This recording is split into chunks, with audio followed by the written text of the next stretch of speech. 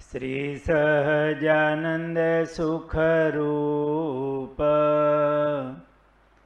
ભક્તિ ધર્મ સુત શ્રી હરિ સમરું સદાયનુપ.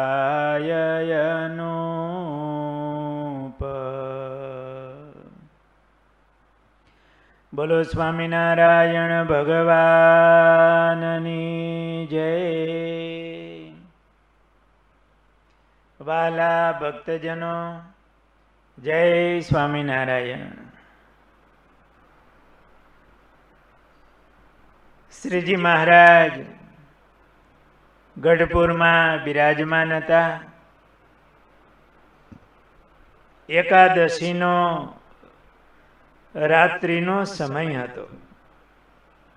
મહારાજ અક્ષર ઓરડીમાં પોઢ્યા હતા. એ વખતે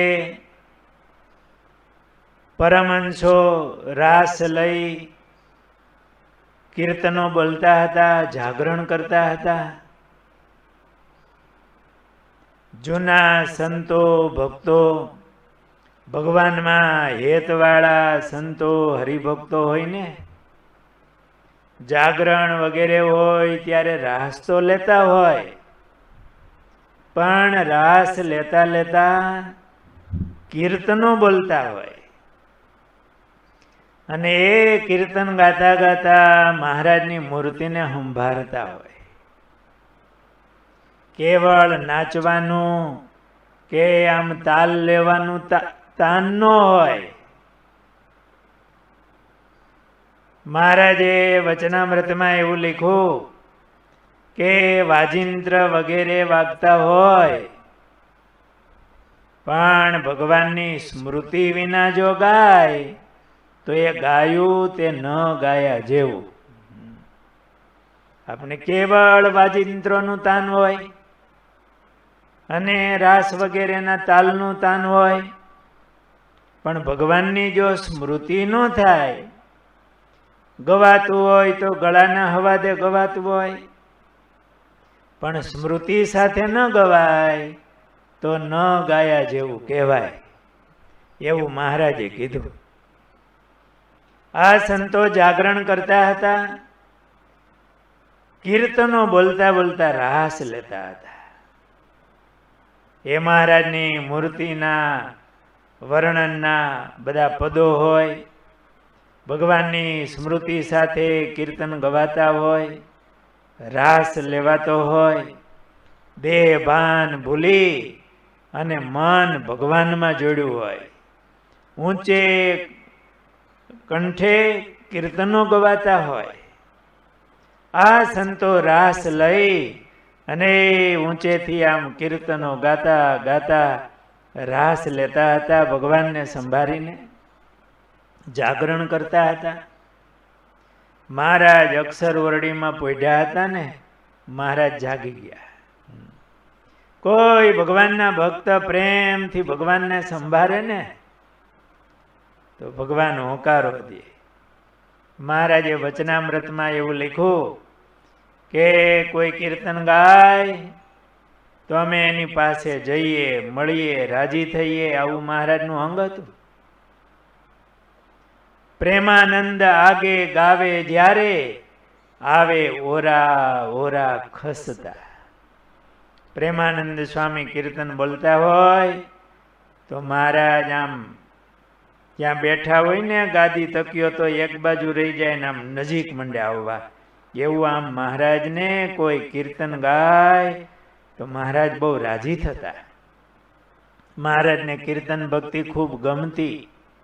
એમાં પણ એકાદશીનો પવિત્ર દિવસ, એના જાગરણનો સમય, સંતો આવી રીતે કીર્તન બોલતા હતા, રાસ લેતા હતા. એટલે મહારાજ પોઢી ગયા હતા ને મહારાજ જાગી ગયા અડધી રાત્રે. ને મહારાજ બોલ્યા, અમારા કોઈ સેવક છે? ત્યાં સુખ સ્વામીએ કીધું કે મહારાજ આ રતનજી પાર્ષદ બેઠા છે. ત્યાં તો રતનજી મહારાજ પાસે હાથ જોડી અને આવી ગયા. મહારાજ મહારાજે કીધું કે અમારા ભારે જામનગરના વસ્ત્ર છે તે લાવો, ને સાધુ કીર્તન બોલે છે ત્યાં જવું છે. એટલે રતનજી બાપુ અને લાખો ભગત એ મહારાજના જામનગરી કિંમતી વસ્ત્રો હતા એની છાપ ભરીને લાવ્યા. એટલે મહારાજે સુરવાળ પહેર્યો અને ચારે ફરતી ઘૂઘરિયું વાળો જામો પહેર્યો ને એક ભારે રેંટો મહારાજે માથે બાંધ્યો, એક રેટો કેડે બાંધ્યો ને એક રેટો આડછોડે નાખ્યો ને મહારાજે ઘરેણા પહેર્યા. દર્શન થયા મહારાજના. અડધી રાત્રે અક્ષર વરડીમાં મહારાજે આવા ભારે વસ્ત્રો ધારણ કર્યા. ચારે ફરતી ઘૂઘરિયું વાળો જામો મહારાજે પહેર્યો, સુરવાળ માથે ભારે રેટો, કેડે રેટો બાંધ્યો, એક રેટો આડછોડે બાંધ્યો, ખંભે નાખ્યો અને ભારે આભૂષણો મહારાજે ધારણ કર્યા. અને રતનજી બાપુ અને લાખા ભગત વગેરે ભક્તોને સાથે લઈ અને શ્રીજી મહારાજ અડધી રાતે સંતોને આનંદ આપવા અને દર્શન દેવા પધાર્યા. મહારાજે વસ્ત્ર આભૂષણો શા માટે ધારણ કર્યા?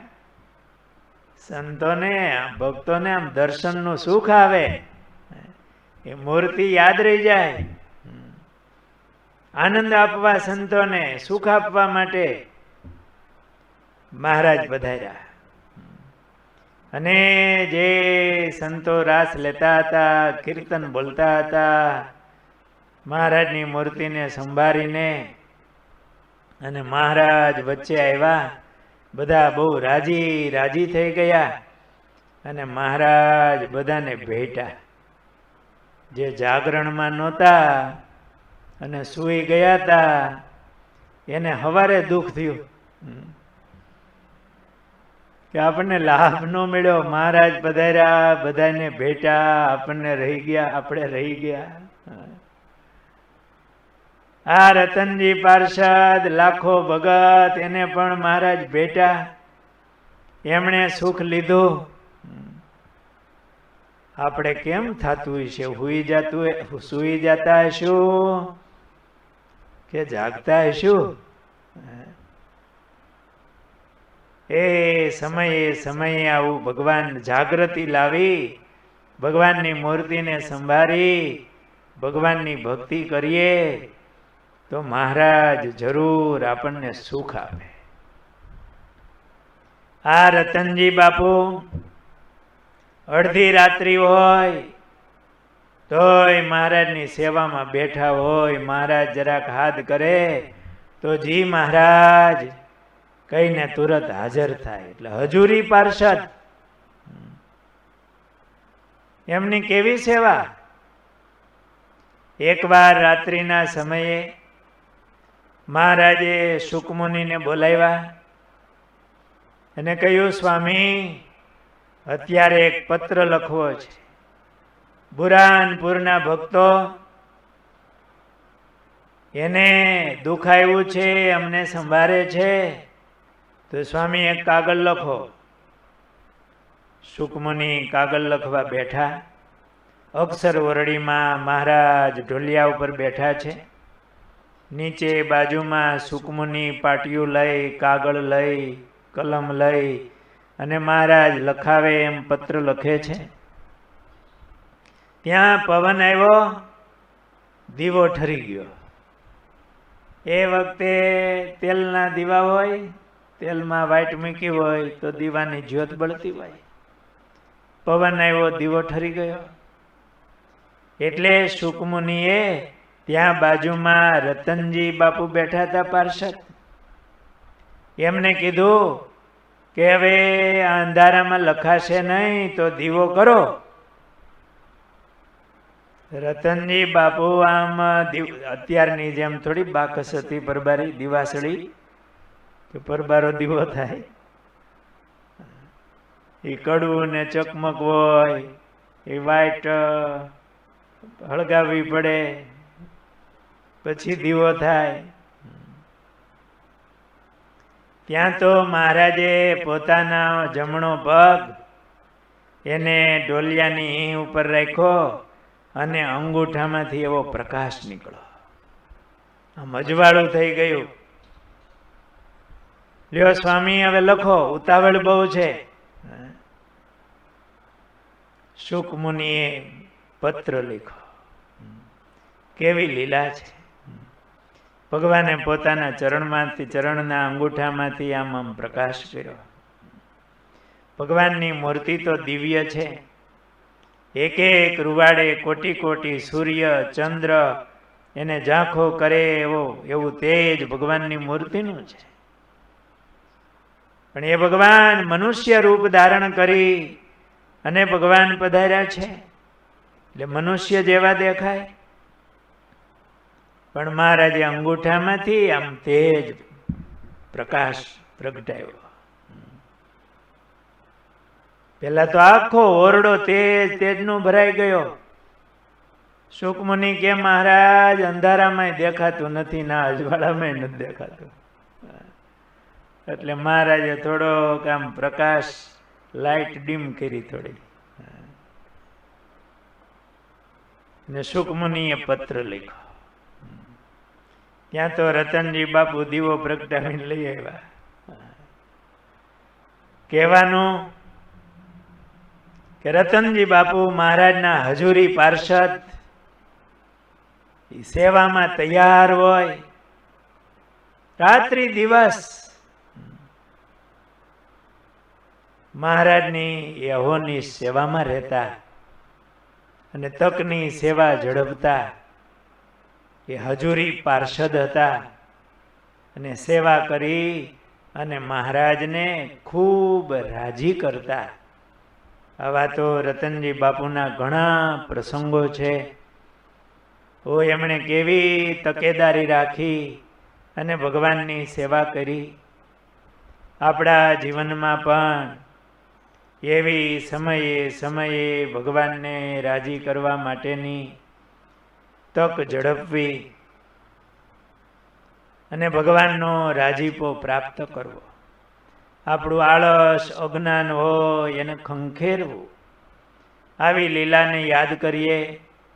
રતનજી બાપુ જેવા નિર્માની મહિમાવાળા ભક્ત, એમની આ સેવાના પ્રસંગો એમનું આપણે શ્રવણ કરીએ, મનન કરીએ તો આપણા જીવનમાં પણ એવા સદગુણો આવે, સાવધાની આવે. સહજાનંદ સ્વામી મહારાજની જય.